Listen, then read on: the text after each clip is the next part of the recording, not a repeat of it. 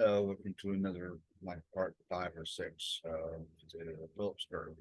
Um, I was trying to conclude today, but I may not be able to.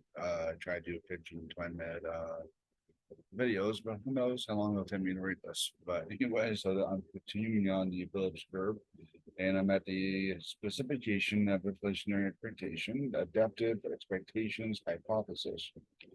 The assumption that workers form their expectations of inflation in an adaptive manner allowed the monetarist to conclude that government attempts to reduce the unemployment rate would only cause accelerating inflation, and that the economy would always tend back to the natural rate of unemployment.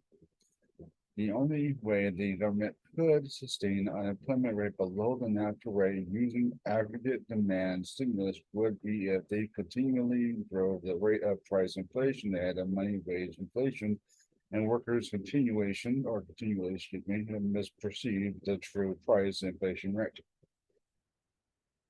The adaptive expectations hypothesis is expressed in terms of the past history of the inflation rate, assuming that workers learn from their past forecasting errors.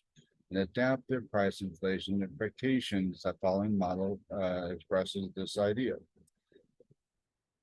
I'm going to skip that as per last time. The left-hand side of the equation, 18.10, which is one I was just ignoring, is expected inflation rate in the next period, or T plus I guess is investment, and is based on the experiences of workers in period T.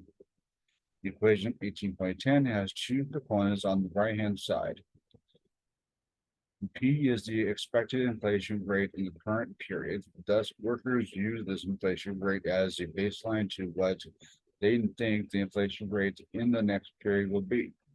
The term A and P minus P captures the forecast error in the current period.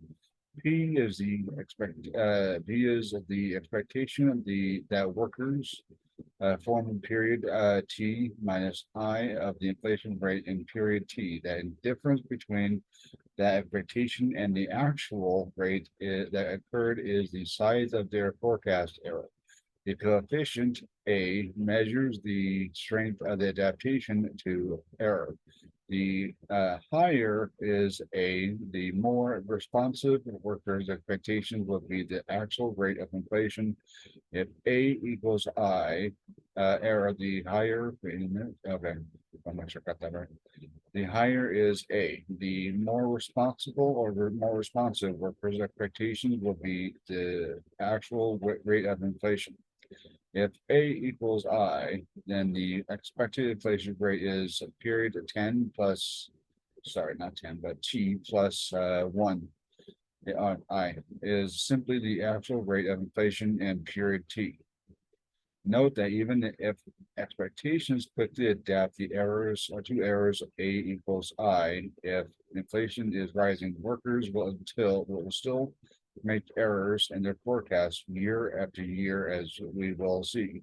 This led some economists to reject the adaptive expectations hypothesis that Friedman had proposed. The rational expectations hypothesis, an extreme form of monetarism, which became known as new classical economics, posits, that no policy intervention from government can be successful because so-called economic agents, for example, households and firms, form expectations in a rational manner. There's literature which involved in the late 1970s claimed that the stimulation of aggregate demand, say, fiscal policy, would not only be ineffective in real terms, but also highly inflationary. The theory claimed that since economic agents form their expectations rationally, they would be able to anticipate any government policy action and its intended outcome and change their behavior. which in turn would undermine the desired expect impact, of the policy. For example, households might anticipate a rise in government spending and predict that taxes would rise in the future to pay back the deficit. As a result, households would reduce their own spending to save for the higher taxes. That action would thwart the inflationary impact of the increase in public spending. In this context, monetarists like Milton Friedman claimed that the government could exploit a short-run Phillips curve for a time with the expansionary policy by tricking workers into thinking that real wages had risen when in fact their money wage increases were lagging behind the inflation rate. The unanticipated inflation would then induce the workers to supply a higher quantity of labor than would be forthcoming at the so-called natural rate of output, defined in terms of natural rate of unemployment.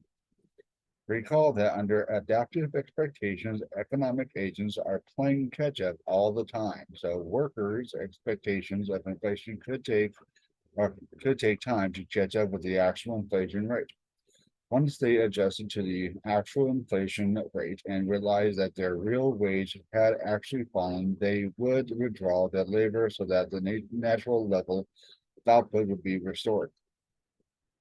The use of adaptive expectations to represent the way workers adjusted to changing circumstances was criticized because it implied an implausible irrationality. In the term of, in the in the period of continually rising prices, workers' expectations would never catch up. Why wouldn't they realize after a few periods of errors that they were systematically under forecasting and seek to compensate by overshooting the next period? The theory of rational expectations was developed in part to meet these adaptive objections. There we go. When forming their expectations, economic agents were considered to act in a rational manner consistent with the assumptions in mainstream macroeconomics pertaining to economics. Homo economicus. Yes. This assumes that economic agents use all the information that was available and relevant at the time when when forming their views of the future. What information do they possess? The rational expectations or rate tags hypothesis claims that individuals essentially know the true economic model that is driving economic outcomes and can make accurate predictions of these outcomes. Any forecasting errors are random. The proponents of Pratex said that predictions derived from rational expectations are on average accurate. Their proponents assume that all people understanding the economic models that policymakers use to formulate their policy interventions. The most uneducated person is therefore assumed to have a highly sophisticated grasp of the structural specification of the economy that Treasury and central banks deploy in their policy making processes. Further, the lay public is assumed to be able to employ this impressive knowledge to perfectly predict how policymakers will respond in both direction and quantum. To pass policy forecast errors. According to the Veritex hypothesis, people are able to anticipate both policy changes and their impacts. As a result, any pre-announced policy expansions or contractions will have no effect on the real economy. For example, if the government announces it will be It will be expanding the deficit and adding new base money. We will also assume immediately that it will be inflationary and it will not alter our real demands or supply. So real outcomes remain fixed. Our response will be to simply increase the value of all nominal contracts and thus generate the inflation that we predict via our expectations. Further, as rational agents understand the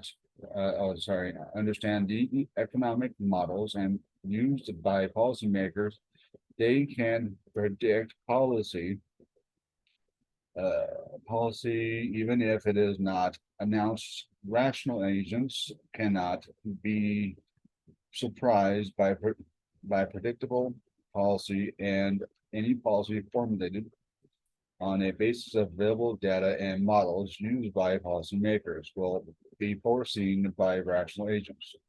The only exception would be if policymakers formulated policy in an unpredictable manner, one that was not based on data or models, since rational agents are supposed to have at hand the same data and models as those used by policymakers. For policy to be unpredictable, it would have to be formulated in a random manner. For example, monetary policymakers would use a random number generator to determine where to set money supply growth rate targets or interest rate targets. Fiscal policy makers would use a random number generator to determine where to set government spending for the next year. Only in such cases would government be able to fool rational agents, but such policy would be silly.